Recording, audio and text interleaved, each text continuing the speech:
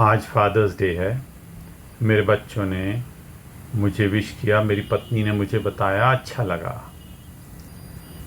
परंतु आज fathers day के दिन हम गुरु रामदास को और उनके पुत्र अर्जन देव को न भूलें, जिनके आपसी प्रेम और आपस में उनकी मोहब्बत जो थी, उसकी वजह से हमें एक इलाही बाणी प्राप्त हुई, शब्द हजारे। घटना ऐसे घटी कि गुरु रामदास जी को निमंत्रण मिला लाहौर जाने का, कि लाहौर में कोई विवाह है, वहाँ आपको जाना है। उन्होंने सबसे बड़े पुत्र पृथ्या को कहा कि तुम लाहौर जाओ और विवाह अटेंड करके आओ मेरी ओर से, एज माई रिप्रेजेंटेटिव। पृथ्या को ये खतरा था कि मैं ज्येष्ठ पुत्र हूँ, मैं अगर हेडक्वार्टर में रहूँगा तो मेरी गुरगद्दी पर मेरा जो क्लेम है वो सशक्त होता जाएगा और बाहर जाना मेरे स्ट्रैटेजिकली मेरे हित में नहीं है। उन्होंने कोई भी बहाना बनाकर रिफ्यूज़ कर दिया। जो बीच का पुत्र था महादेव, उसे बोला गया, ही वॉज ए रिक्लूज, वो वैराग्य जीवन जीता था, उसे दुनियादारी से कोई मतलब नहीं था। उसने भी गुरु से माफ़ी मांग ली कि मैं भी नहीं जा सकता। तो सबसे छोटा गुरु अर्जन देव, उस वक्त गुरु नहीं सिर्फ अर्जन देव थे, उन्हें आदेश हुआ कि तुम जाओ और लाहौर में विवाह अटेंड करो। विवाह अटेंड करने के बाद गुरु नानक देव जी का मैसेज, प्यार का, मोहब्बत का, कर्मठता का, पौरुष का, इस दुनिया में लाहौर में फैलाइए। जब तक मैं आपको ना बुलाऊं तो आप वहाँ से वापस नहीं आएंगे। अर्जन देव पिता की आज्ञा शिरोधार्य करते हुए लाहौर चले गए और लाहौर जाके विवाह अटेंड किया। सभी उनके व्यक्तित्व से, उनके बिहेवियर से, उनके चरित्र से बहुत इम्प्रेस हुए। बहुत अच्छा लगा अर्जन देव को सबको देखकर। वहाँ उन्हें बहुत ही इज्जत प्यार मिली। विवाह अटेंड करने के बाद अपने पिता गुरु की आज्ञा के अनुसार लाहौर में गुरु नानक का संदेश फैलाने लगे। कीर्तन, भजन और जो भी गुरु का संदेश था वो फैलाने लगे। गुरु का लंगर, सारी कार्रवाइयाँ जो गुरुद्वारे में होती वहाँ करवाई गई। परंतु उनके मन में ये था कि मैं अपने पिता के साथ रहूं, क्योंकि उनके पिता जो है ज्ञान का एक भंडार थे। अपने पिता के साथ रहना चाहते थे ताकि उनसे ज़्यादा से ज़्यादा उनकी सेवा कर सकें और उनसे ज्ञान प्राप्त कर सकें, उनका चरित्र देख सकें। ये उनके मन के अंदर इच्छा थी। जब बहुत दिन हुए और गुरु रामदास ने कोई मैसेज नहीं भेजा कि बेटा आ जाओ, तो अर्जन देव को बड़ी तकलीफ़ हुई, पर आ नहीं सकते थे क्योंकि आदेश था गुरु पिता का कि जब तक मैं ना बुलाऊं तब तक नहीं आना। ऐसी परिस्थिति में उस बाप और बेटे के इस संबंध की वजह से एक ऐसी कविता की रचना हुई जिसे हम रोज़ सुबह पढ़ते हैं शब्द हजारे के रूप में।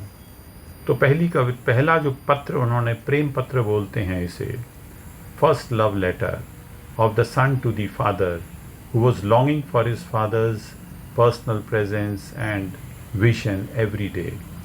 पहला पत्र जो था वो मैं पढ़ के सुना रहा हूँ। मेरा मन लोचे गुरु दर्शन ताई, बिलप करे चात्रिक की न्याई, त्रिखा न उतरे शांत न आवे, बिन दर्शन संत प्यारे जियो।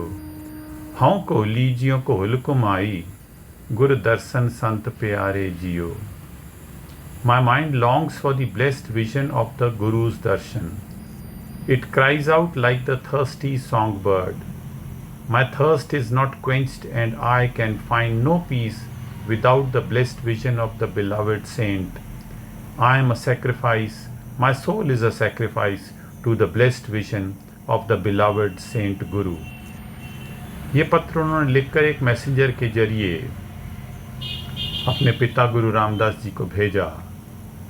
बाहरी पृथ्या जी ने उनका ये पत्र पकड़ लिया और बोला मैं दे दूंगा, और वो गुरु रामदास को नहीं दिया गया बिकॉज ऑफ पृथ्या के मन में ये लालच था कि मैं गुरुगद्दी प्राप्त करूं और अर्जन देव की इमेज जो है गुरु के नज़रों में बेहतर ना होती चली जाए।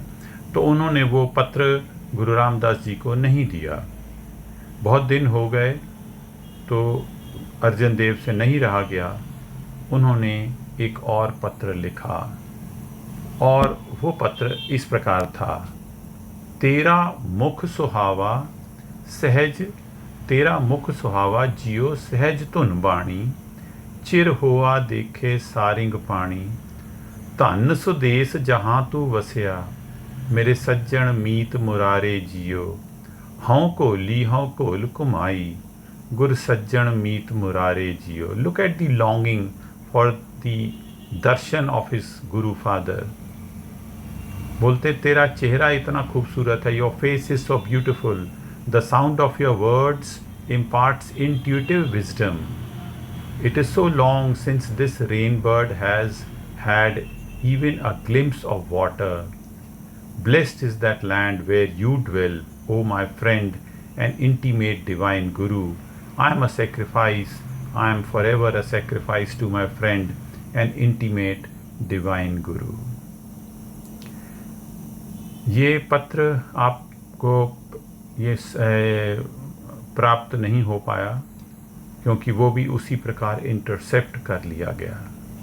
जब इस प्रकार इंटरसेप्ट कर लिया तो कुछ दिन बाद अर्जन देव ने एक तीसरा पत्र लिखा, परंतु तीसरे पत्र के ऊपर लिख दिया 3 और अपने मैसेंजर को बोला कि छिप छिपा के कैसे भी ये गुरु रामदास जी मेरे पिता के हाथ में ही देना, किसी और को मत देना, क्योंकि मैं विरह की अग्नि में जल रहा हूँ, मैं अपने पिता के पास जाना चाहता हूँ। अब उस पत्र में जो लिखा था वो ये है, एक घड़ी न मिलते ता कलयुग होता, हुण कद मिलिए प्रे तुद भगवंता, मोहे रैन न विहावे नींद न आवे, बिन देखे गुर दरबारे जियो, हौं कोली ज्यों कोल कुमाई, तिस सच्चे गुर दरबारे जियो। ये पत्र जैसे ही गुरु रामदास जी को मिला वो गदगद हो गए, अपने पुत्र की जो है शैली से, उसके चरित्र से, उसकी लेखनी से बहुत प्रभावित हुए। तो उन्होंने तुरंत उनको बुलाया और बोला कि आप इसमें चौथी वर्स एक और कविता लिखकर, तुरंत गुरु अर्जन देव जी को लाहौर से बुलाया गया, चौथी कविता लिखकर इस सारे रचना को पूर्ण कीजिए। तो गुरु अर्जन देव जी ने जो लिखा अपने पिता गुरु के दर्शन होने के बाद वो इस प्रकार है। भाग हुआ गुरु संत मिलाया, प्रभ अविनाशी कर मह पाया, सेव करी पल चसा न बिछड़ा, जन नानक दास तुम्हारे जियो, हौं को लीजियो कोल कुमाई, जन नानक दास तुम्हारे जियो। मेरा अच्छा भाग्य है, by good fortune I have met the saint Guru. I have found the immortal Lord within the home of my own self. I will now serve you forever, and I shall never be separated from you, even for an instant. Servant Nanak is your slave, O beloved Master. I am a sacrifice. My soul is a sacrifice. Servant Nanak is your slave.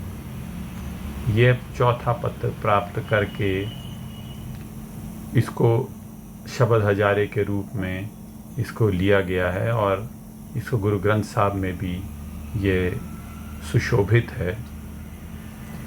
ये एक कहानी है, मैंने तो देखी नहीं, मैं तो सिर्फ ये शब्द हजारे पढ़ता हूँ और प्रभावित होता हूँ। और ये कहानी मुझे अच्छी लगी कि एक पिता के पुत्र के प्रति प्रेम और पुत्र की पिता के प्रति श्रद्धा और जिसे बोलते हैं आज्ञाकारिता और प्रेम, ये सारा इसमें परिलक्षित होता है, जो कि अपने पिता को ना सिर्फ पिता बल्कि गुरु के रूप में देखता है। और ईश्वर गुरु तो ईश्वर ही होता है, ऐसा कहते हैं। परंतु इस सारा जो मैंने आपको सुनाया ये मेरा पढ़ा हुआ है। एक ऑथर है डॉक्टर गोपाल सिंह जो इस कहानी को डाउट करते हैं, क्योंकि कोई भी व्यक्ति अपनी रचना के नीचे नानक शब्द का प्रयोग तभी कर सकता है जब वह स्वतः गुरु की गद्दी, गुरु नानक की गद्दी पे बैठा हो। Undoubtedly this is a composition of Guru Arjan Dev ji, पर ये उन्होंने गुरुडम प्राप्त करने से पहले रचना की होगी, इस पे उन्होंने शक जाहिर किया। I can't say, I am no authority. मेरे को जैसा सुनने में बहुत अच्छा लगा तो मैं आपको बता दिया।